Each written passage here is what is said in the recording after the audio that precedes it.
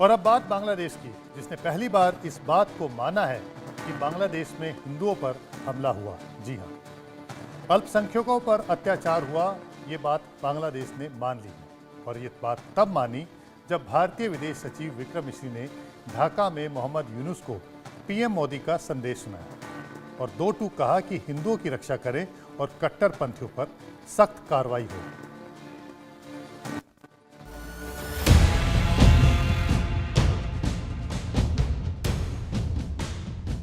बांग्लादेश में हिंदुओं पर जुल्म हुआ, अत्याचार की इंतहा हुई, मंदिर जला दिए गए, घर फूंक दिए गए, सड़कों पर पीटा गया।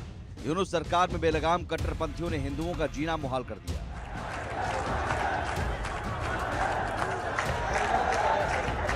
ये बातें आखिरकार बांग्लादेश की सरकार ने मान ली। भारत की कूटनीतिक स्ट्राइक से बांग्लादेश की सारी हेकड़ी निकल गई। विदेश सचिव विक्रम मिस्री के ढाका दौरे के बाद पहली बार यूनुस सरकार ने माना कि शेख हसीना की सरकार का तख्ता पलट होने के बाद हिंदुओं पर हमले बढ़े हैं।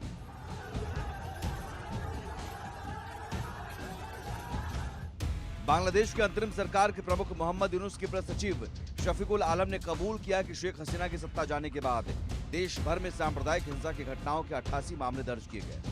88 घटनाओं में 70 लोगों को गिरफ्तार किया गया। उन्होंने कहा कि 22 अक्टूबर के बाद की घटनाओं की डिटेल जल्द जारी करेंगे। शेख हसीना की सत्ता जाने के बाद से ही बांग्लादेश में हिंदुओं पर हो रहे अत्याचार की तस्वीरें रोजाना आ रही थी, लेकिन मोहम्मद यूनुस की आंखों पर कट्टरपंथ का पर्दा पड़ गया था। तस्वीरें चीख चीख कर गवाही दे रही थी कि बांग्लादेश में हिंदू सुरक्षित नहीं है, लेकिन कोई एक्शन नहीं लिया जा रहा था। हालांकि भारत जैसे ही एक्शन में आया, विदेश सचिव ने मोहम्मद यूनुस को पीएम मोदी का संदेश सुनाया, तो बांग्लादेश की अंतरिम सरकार को कबूल करना पड़ा कि हाँ, हिंदुओं पर हमला हुआ।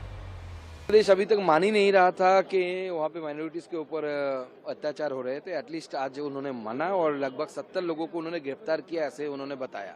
लेकिन हमने टीवी में, वीडियो में, सब में देखा हजारों की संख्या में लोग हिंदुओं के ऊपर अटैक किए, हिंदुओं के ऊपर अत्याचार किए। और सिर्फ 70 लोग को अरेस्ट करना ये लॉलीपॉप जैसा है, और भारत लॉलीपॉप चूसने वाला देश तो नहीं है। तो उन्हें एक्शन लेना होगा, डेफिनेटिव एंड एकदम मेटिकुलस एक्शन लेना पड़ेगा, जिससे शांति बहाल हो और लोग रह पाए।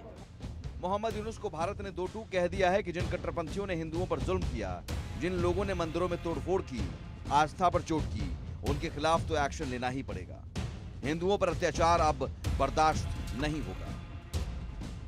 बांग्लादेश में भारत के विदेश सचिव श्री विक्रम मिस्री के विजिट के बाद अब बांग्लादेश ने ऐसा बयान दिया है कि वह तुरंत अपनी सिक्योरिटी फोर्सेस को यह निर्देश देगा कि बांग्लादेश में हिंदुओं के ऊपर जो अत्याचार हो रहे हैं उस पर रोक लगाई जाए, और जितने हिंदू मंदिरों पर हमला हुआ है वह ना सिर्फ तुरंत रोक दिया जाए, वरन बांग्लादेश सरकार इन हिंदू मंदिरों के रिपेयर्स को यानी रिकंस्ट्रक्शन में भी मदद करेगी। बांग्लादेश में हिंदुओं पर हो रही हिंसा पर भारत ने कई बार चिंता जताई थी, लेकिन यूनुस सरकार ये कहकर अपना पल्ला झाड़ लेती थी कि हिंदुओं को उनकी आस्था के कारण निशाना नहीं बनाया जा रहा है। लेकिन सच्चाई पूरी दुनिया देख रही थी, तस्वीरें सच बयां कर रही थी, और जब भारत ने कूटनीतिक दबाव बनाया तो यूनुस सरकार ने सच स्वीकार कर लिया। Bureau report, India news. Bharat की सख्ती के बाद बांग्लादेश को मानना पड़ा कि हिंदुओं पर हमला हुआ, और इस बीच बांग्लादेश की हर हरकत पर भारत भी नजर रख रहा है। इसी कड़ी में एक बड़ा एक्शन हुआ। भारतीय जल क्षेत्र में मछली पकड़ रहे 78 बांग्लादेशी मछुआरों को भारतीय तटरक्षक बल ने गिरफ्तार किया। 78 मछुआरों के साथ 2 बांग्लादेशी मछली पकड़ने वाले ट्रॉलरों को भी पकड़ा गया। इनमें एक ट्रॉलर का नाम FV लैला है, जिसमें 41 और दूसरे नाम FV मेघना है। इसमें 37 मछुआरे मौजूद थे। समुद्री सुरक्षा के उद्देश्य से भारतीय तटरक्षक बल ने ये अभियान चलाया था। जहां पर बांग्लादेशी मछुआरों की गिरफ्तारी हुई वो भारत के समुद्री क्षेत्र में आता है।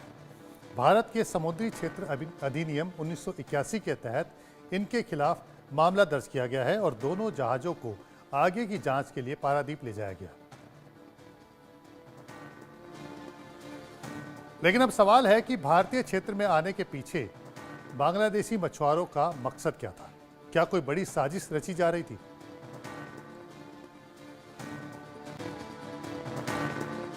ये बांग्लादेश के जो मछुआरे जहाज थे ये भारत के समुद्री सीमा के अंदर घुस आए थे और भारत के समुद्री सीमा से फिशिंग कार्रवाइयों को अंजाम दे रहे थे।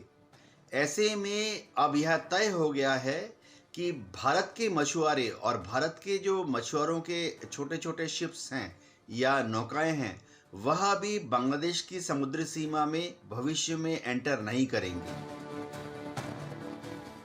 जब बांग्लादेश से भारत के रिश्ते इतने खराब हैं तब बॉर्डर पर खतरा और भी बढ़ जाता है। ऐसे में मोदी सरकार पूरी सतर्कता बरत रही है।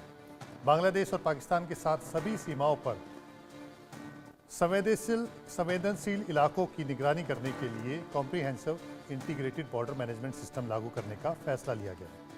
इसके तहत पाकिस्तान और बांग्लादेश की सीमाओं पर एंटी ड्रोन यूनिट की तैनाती की जाएगी।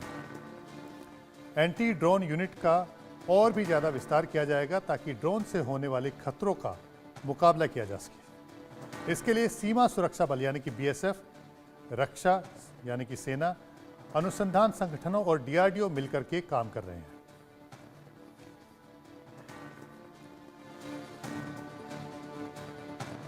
एक कार्यक्रम के दौरान गृह मंत्री अमित शाह ने कहा था कि भारत अपने बॉर्डर की सिक्योरिटी के लिए जल्द ही एक व्यापक एंटी ड्रोन यूनिट बनाएगा, क्योंकि आने वाले दिनों में मानव रहित हवाई वाहनों का खतरा गंभीर होने वाला है।